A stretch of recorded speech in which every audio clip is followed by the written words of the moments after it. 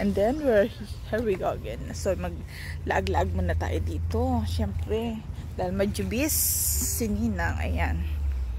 Lakad tayo dito. So dyan tayo nanggaling kanina yan. Yan. So yan. Lakad pa tayo dito.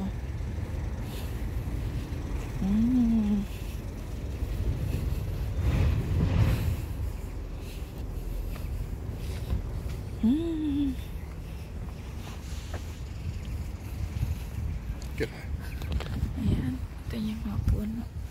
Mga bata kasama. Parang bonding na rin at the same time ng mga pamilya.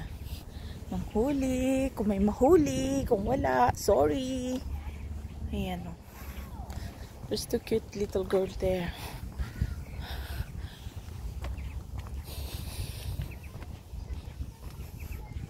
Ayan. Nakikita nyo. Ganun kalinis yung tubig. Pero, I think it's okay. So, ito. Dito tayo. Welcome to Torridon. Ayan. So, ayan. Alam nyo na. Yun o sila o. Nang huhuli doon. Para siyang, ano ba yung tawag sa atin sa ganito? Yung parang, hindi siya lalao.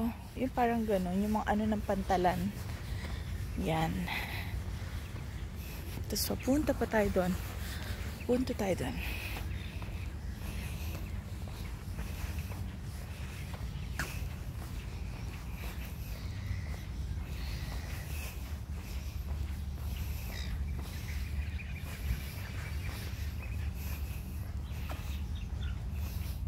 Yan. Siguro may mga crab dyan. Crab or shrimp. What else they got there? Can I go down and pick some? No! Maybe there's crocodile. Ayan. Then as you can see there, there's a lot of birds. Yan. O, kita nyo naman. Minsan masarap huminga sa mga ito. Yung parang breath of fresh air. Ika nga. Oh, shoes. Saan kaya nang galing yun? Alam nyo naman. Oh. May masabi lang ang ninang nyo.